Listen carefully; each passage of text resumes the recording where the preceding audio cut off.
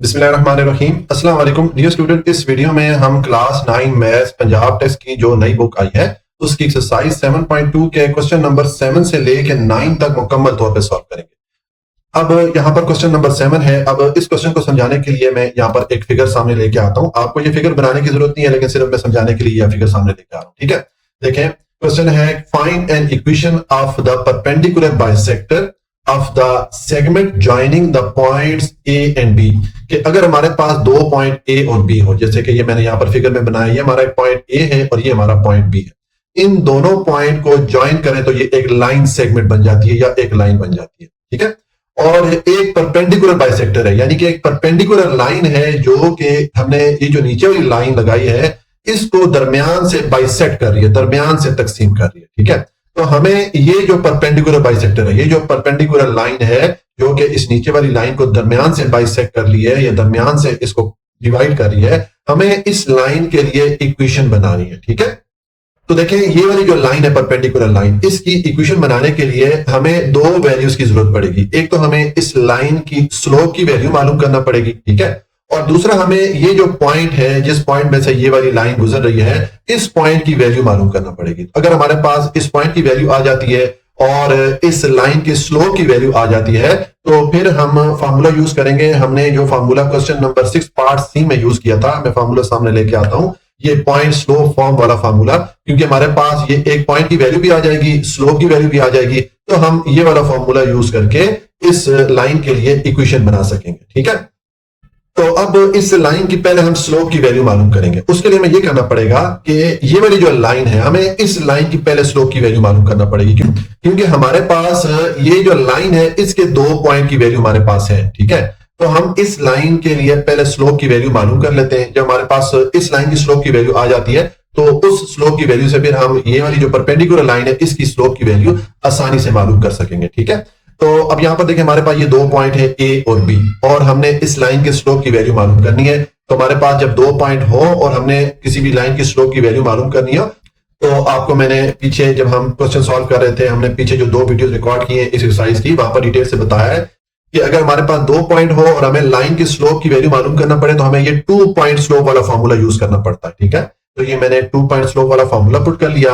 अब यहाँ पर हमें y2, y1, x2 और x1 ये वाली वैल्यू चाहिए। तो देखें मैं आपको पीछे भी डिटेल से बताता रहा हूं कि ये जो पहले वाला पॉइंट होता है इसकी पहली वाली वैल्यू x1 की इक्वल होती है, दूसरी वाली वैल्यू y1 की इक्वल होती है, और जो दूसरे वाला पॉइंट होता है इसकी पहली वाली वैल्यू x2 की इक्वल होती है और दूसरी वाली वैल्यू y2 की इक्वल होती है। तो इस तरतीब से आप यहां पर ये वैल्यूज पुट करेंगे तो आपके पास ये एक्सप्रेशन बन जाएगी। अब आप 8 - 5 करेंगे ये 3 आ जाएगा और यहां पर 9 - 3 करेंगे तो 6 आ जाएगा। इन दोनों पे 3 का टेबल डिवाइड हो सकता है। यहां पर 3 1 3 हो जाएगा और 3 2 6 हो जाएगा।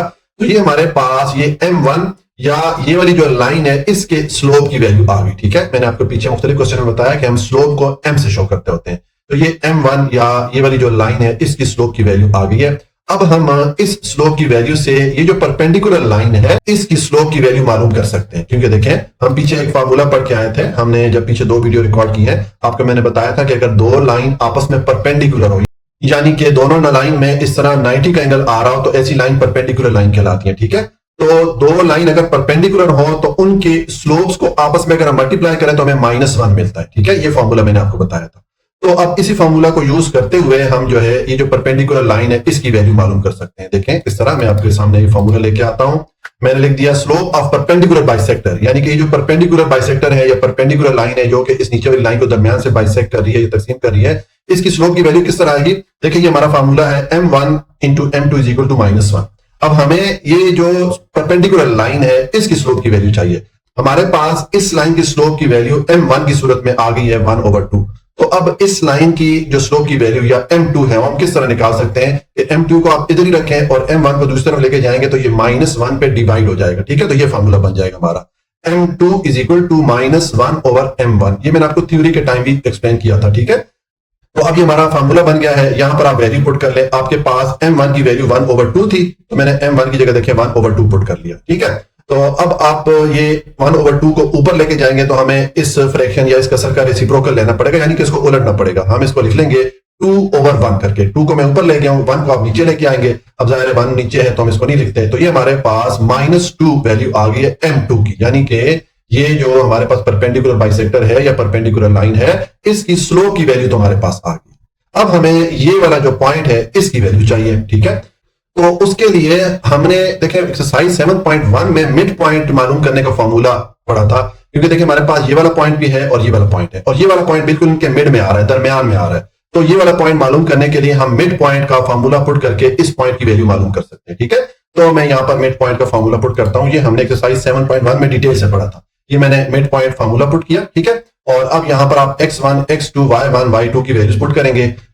तो सेम यहां पर देखें, ये हमारे पास दो पॉइंट है, इन दोनों पॉइंट का मिड पॉइंट मालूम करने लगे हैं। तो अब पहले वाले पॉइंट की पहली वाली वैल्यू x1 की इक्वल होगी, दूसरी वाली वैल्यू y1 की इक्वल हो जाएगी, और दूसरे वाले पॉइंट की पहली वाली वैल्यू x2 की इक्वल हो जाएगी और दूसरी वाली वैल्यू y2 की इक्वल हो जाएगी। तो इस तरतीब से यहां पर आप ये x1, x2, y1 और y2 की वैल्यूज पुट करेंगे तो आपके पास ये एक्सप्रेशन बन जाएगी। अब इसको आप सिंप्लीफाई कर लें।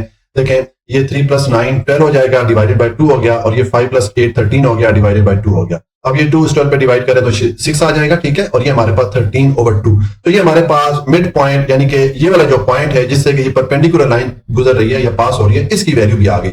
अब हमारे पास इस लाइन की स्लोप की वैल्यू भी आ गई और इस पॉइंट की वैल्यू भी आ गई। तो अब ये पॉइंट स्लोप फॉर्म, ये वाला जो फॉर्मूला है, ये हम यूज करके इस लाइन के लिए इक्वेशन बना सकते हैं, ठीक है। तो हम ये वाला फॉर्मूला यहां पर पुट कर लेंगे। ये यहां पर मैं लिखूंगा इक्वेशन ऑफ परपेंडिकुलर बाइसेक्टर, यानी कि जो परपेंडिकुलर लाइन है उसकी इक्वेशन के लिए मैंने पहले ये पॉइंट स्लोप फॉर्म वाला फॉर्मूला पुट किया।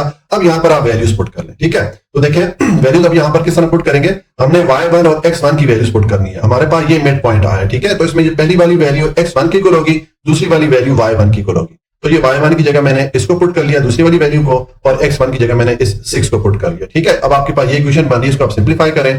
तो देखें, पहले तो ये ब्रैकेट के बाहर जो -2 है इसको ये अंदर वाली दोनों वैल्यू से मल्टीप्लाई करेंगे तो ये -2x + 12 हो जाएगा, ठीक है। और इक्वेशन की इस तरफ ये आपके पास एक फ्रैक्शन की सूरत में वैल्यू आ रही है।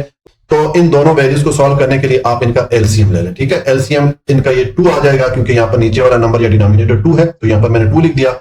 अब यहां पर तो इस 13 का जो डिनोमिनेटर है 2 है, ठीक है, लेकिन y का डिनोमिनेटर या नीचे वाला जो नंबर है वो नहीं लिखा हुआ। तो हम जानते हैं कि किसी भी नंबर का नीचे वाला नंबर अगर लिखा हुआ नहीं हो तो उसका डिनोमिनेटर 1 होता है। तो ये एक्चुअली में y/1 है। तो उस 1 से इस 2 को डिवाइड करें तो वो 1 इस 2 को डिवाइड करेगा 2 टाइम, उस 2 को आप इस y से मल्टीप्लाई करेंगे, 2y हो जाएगा। फिर ये मैंने माइनस का साइन पुट किया, और ये वाला 2 इस एलसीएम वाले 2 को डिवाइड करेगा 1 टाइम, उस 1 को आप 13 से मल्टीप्लाई करेंगे तो 13 ही आ जाएगा, ठीक है। और इज इक्वल टू मैंने ये वाली वैल्यूज लिख दी। अब आप इसको सिंप्लीफाई कर दें। देखें, ये नीचे ये जो 2 यहाँ पर आ रहा है इसको इक्वेशन की दूसरी तरफ लेके जाएंगे तो इन दोनों वैल्यूज के साथ ये मल्टीप्लाई हो जाएगा, ठीक है। -2x के साथ मल्टीप्लाई होगा तो ये -4x हो जाएगा, और 12 के साथ मल्टीप्लाई होगा तो ये 24 हो जाएगा, ठीक है। अब ये सारी वैल्यूज हम एक तरफ ले जाते हैं क्योंकि हमें इक्वेशन बनानी है। तो हमने इस बात का ख्याल रखना होता है कि ये जो x वेरिएबल वाली टर्म होती है इसको हमने पॉजिटिव रखना होता है, इसको हमने प्लस करना होता है। तो आप ये दोनों वैल्यूज इक्वेशन की दूसरी तरफ लेके जाएंगे तो ये -4x से +4x हो जाएगा, ठीक है। फिर ये 2y मैंने लिख दिया, ये 13 लिख दिया, और ये +24 दूसरी तरफ जाके -24 हो जाएगा। अब इसको आप सिंप्लीफाई करें, ये तो 4x + 2y आ जाएगा, और -13 और -24 को ऐड करें तो ये -37 आ जाएगा। ये हमारे पास इक्वेशन बन जाती है, ठीक है।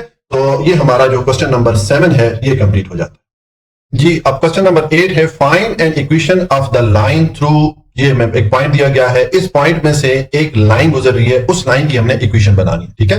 देखिए, ये मैंने यहाँ पर फिगर बनाई है आपको समझाने के लिए, आपको ये फिगर बनाने की जरूरत नहीं है। ये हमारा पॉइंट है, ये वाला मैं पॉइंट दिया गया है, इस पॉइंट से ये एक लाइन गुजर रही है, तो हमें इस लाइन के लिए इक्वेशन बनानी है, ठीक है।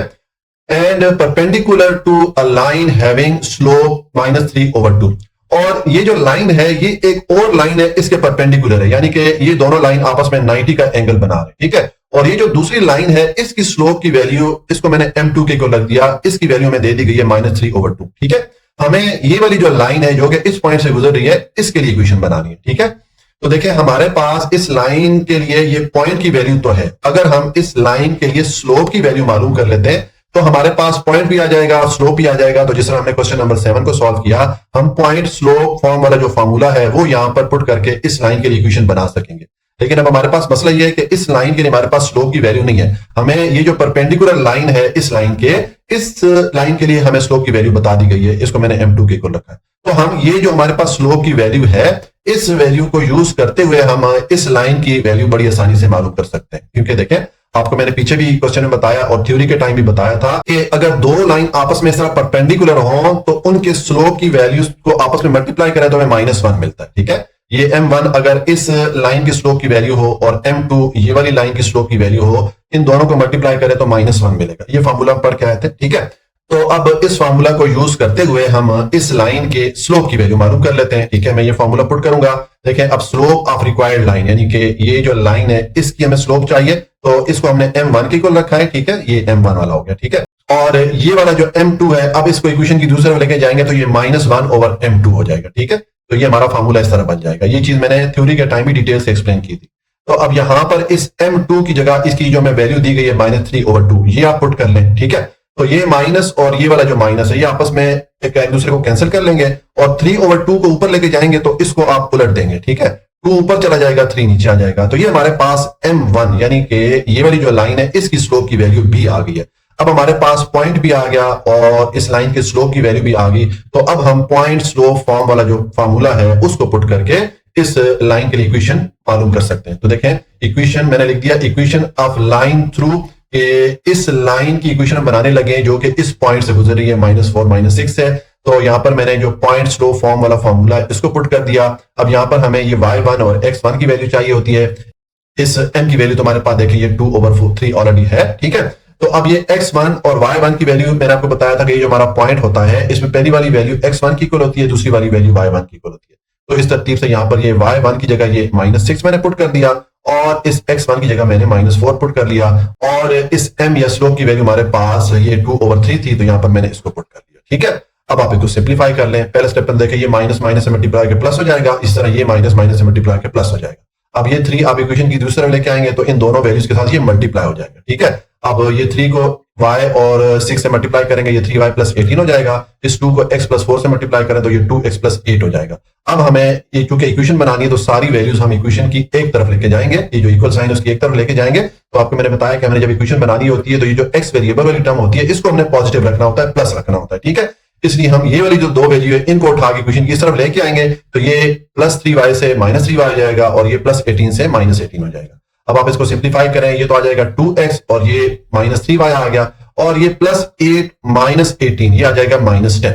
हमने 18 में से 8 को माइनस किया तो 10 मिला, लेकिन साइन किसका आएगा, बड़ी वैल्यू का। 18 8 से बड़ा था, इसके साथ माइनस का साइन था, यहां पर मैंने 10 के साथ माइनस का साइन पुट कर दिया। तो ये हमारे पास इक्वेशन बन जाती है। आप इक्वेशन को इस तरह लिखें तभी ठीक है, मैंने इसको प्रॉपर तरीके से इस तरह प्रॉपर फॉर्मेट में लिख दिया, ठीक है। तो ये हमारे पास जो लाइन थी जो कि इस पॉइंट से गुजर रही थी उसके लिए इक्वेशन आ गई। ये हमारा क्वेश्चन नंबर 8 कंप्लीट हो जाता है।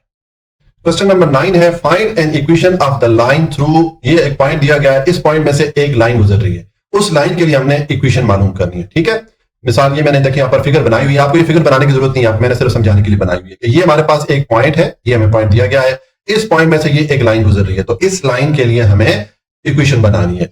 And parallel to a line with slope -24, और ये जो लाइन है ये एक और लाइन है इसके पैरेलल है, यानी कि एक ही सीध में दोनों लाइनें जा रही हैं, ठीक है। और इस लाइन के हमें स्लोप की वैल्यू दे दी गई है -24। इस लाइन की ये जो दूसरी वाली लाइन है इसकी जो स्लोप की वैल्यू मैंने इसको m2 के इक्वल रख दिया, ठीक है। हमारे पास एक लाइन है जो कि इस पॉइंट से गुजर रही है, हमें इस लाइन के लिए इक्वेशन की वैल्यू चाहिए और ये लाइन जो है एक और लाइन है उसके पैरेलल है, यानी कि एक सीध में ये दोनों लाइनें जा रही हैं, और ये जो दूसरी वाली लाइन है इसकी हमें स्लोप की वैल्यू दे दी गई है, ठीक है। तो अब देखें ये क्वेश्चन सेम जिस तरह हमने क्वेश्चन नंबर 8 को सॉल्व किया था उसी तरह सॉल्व करेंगे। फर्क उसमें यह है कि वहां पर हमें ये जो दूसरी वाली लाइन दी गई थी वो इस पहली वाली लाइन के परपेंडिकुलर थी, यानी कि इस डायरेक्शन में थी, दोनों लाइन आपस में 90 का एंगल बना रही थी, ठीक है। मैं आपको ऊपर फिगर दिखा लेता हूं, ठीक है। देखें ये लाइन थी, दूसरी वाली तरफ परपेंडिकुलर थी, लेकिन यहां पर अब दूसरी वाली जो लाइन है वो पैरेलल है, यानी कि दोनों लाइनें एक ही सीध में, ठीक है। तो अब यहां पर भी देखें हमें ये जो लाइन है जिसकी हमने इक्वेशन बनानी है, ये जिस पॉइंट से गुजर रही है एक पॉइंट की वैल्यू तो हमें मिल गई है। अब अगर हम इस लाइन के स्लोप की वैल्यू मालूम कर लें तो हमारे पास इस लाइन की स्लोप की वैल्यू भी आ जाएगी, पॉइंट की वैल्यू भी है। तो हम सेम जो पॉइंट स्लोप फॉर्म वाला फॉर्मूला है वो पुट करके इस पहली वाली लाइन की जो इक्वेशन है वो हम बना सकते हैं, ठीक है, सेम जिस तरह के हमने क्वेश्चन नंबर 8 में किया था, ठीक है। लेकिन अब इस लाइन के लिए हमें पहले इसकी स्लोप की वैल्यू चाहिए, ठीक है, तभी हम पॉइंट स्लोप फॉर्म वाला फार्मूला पुट कर सकते हैं। तो इस लाइन की स्लोप की वैल्यू हम ये जो हमें दूसरी वाली लाइन है इसकी स्लोप की वैल्यू दी गई है यहां से मालूम कर सकते हैं। बहुत ही इजी है, क्योंकि देखें यहां पर ये दोनों लाइन आपस में पैरेलल है, तो हम पीछे पढ़ के आए हैं कि अगर दो लाइन आपस में पैरेलल हो यानी कि एक ही सीध में जा रही हो तो फिर उनकी जो स्लोप की वैल्यूज होती है वो आपस में इक्वल होती है, ठीक है। तो अगर ये पहली वाली लाइन है इसकी स्लोप को हम अगर m1 के इक्वल रखें और ये जो दूसरी वाली लाइन है इसके स्लोप की वैल्यू को हम m2 के इक्वल रखें तो हम लिख सकते हैं कि स्लोप ऑफ रिक्वायर्ड लाइन, यानी कि जो जिस लाइन की हमें स्लोप चाहिए वो m1 ये इक्वल होगा m2 के, ठीक है।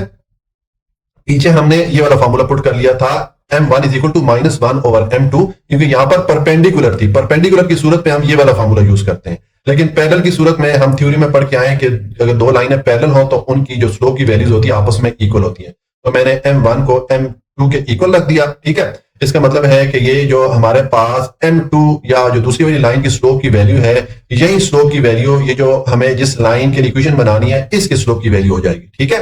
तो अब हमारे पास ये स्लोप की वैल्यू भी आ गई है और इस लाइन में यहां पर ये पॉइंट है, इसकी वैल्यू भी है। तो अब हम पॉइंट स्लोप फॉर्म वाला जो फॉर्मूला है वो पुट करके इस लाइन के लिए इक्वेशन बना सकते हैं, ठीक है। तो मैंने लिख दिया इक्वेशन ऑफ लाइन थ्रू, ये हमें पॉइंट दिया गया था, ठीक है। इस पॉइंट में से ये लाइन गुजर रही है, इसके लिए हमने इक्वेशन बनानी है, तो ये मैंने पॉइंट स्लोप फॉर्म वाला फॉर्मूला पुट कर दिया। अब यहां पर हमारे पास m की वैल्यू देखें -24 है।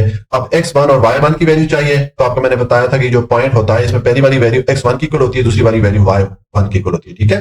तो यहां पर आप y1 की जगह -5 को पुट कर दें और x1 की जगह आप ये 11 को पुट कर दें, और m की वैल्यू जाहिर है हमारे पास -24 थी, तो यहां पर मैंने -24 को पुट कर लिया। अब ये इक्वेशन इसको आप सिंप्लीफाई कर लें, ये माइनस माइनस से मल्टीप्लाई के प्लस हो जाएगा, और ये -24 x से मल्टीप्लाई होगा तो -24 x हो जाएगा, प्लस ये -24 प्लस 11 से आप मल्टीप्लाई करें तो माइनस माइनस से मल्टीप्लाई के प्लस हो जाएगा, और इन दोनों को मल्टीप्लाई करें तो ये 264 हो जाएगा, ठीक है। कैलकुलेटर से आप मल्टीप्लाई करके चेक कर सकते हैं। अब आपके पास ये इक्वेशन बन रही है, तो हमने अब ये सारी वैल्यूज एक तरफ लेके जानी है क्योंकि हमने इक्वेशन बनानी है। तो आपको मैंने बताया था कि इक्वेशन बनाने का रूल क्या होता है कि ये जो x वेरिएबल वाली टर्म होती है इसको हमने पॉजिटिव रखना होता है, इसको हमने प्लस साइन के साथ रखना होता है। तो हम ये दोनों वैल्यूज उठा के इक्वेशन की दूसरी तरफ लेके जाएंगे, तो ये -24x से +24x हो जाएगा, साथ में ये y आ गया, प्लस y मैंने लिख दिया, प्लस ये वाला 5 मैंने लिख दिया, और ये +264 इक्वेशन की दूसरी तरफ जाएगा तो ये -264 हो जाएगा, ठीक है। अब ये आ गया 24x प्लस y और -24x प्लस 5, इसको आपस में सॉल्व करें तो ये -259 आ जाएगा, ठीक है। हमने 264 में से 5 को माइनस किया, लेकिन साइन किसका आएगा, बड़ी वैल्यू का। 264 चूंकि 5 से बड़ा था, इसके साथ माइनस का साइन था, तो यहां पर मैंने माइनस का साइन पुट कर दिया, तो ये हमारे पास इक्वेशन आ जाती है, ठीक है। ये हमारा जो क्वेश्चन नंबर 9 है ये कंप्लीट हो जाता है जी। आज के जितना ही, अगर आपको कोई भी पॉइंट समझ में नहीं आया हो तो आप कमेंट में पूछ सकते हैं। वीडियो को लाइक, सब्सक्राइब और शेयर जरूर कर लीजिएगा। अपना बहुत ख्याल रखिएगा। अल्लाह हाफिज।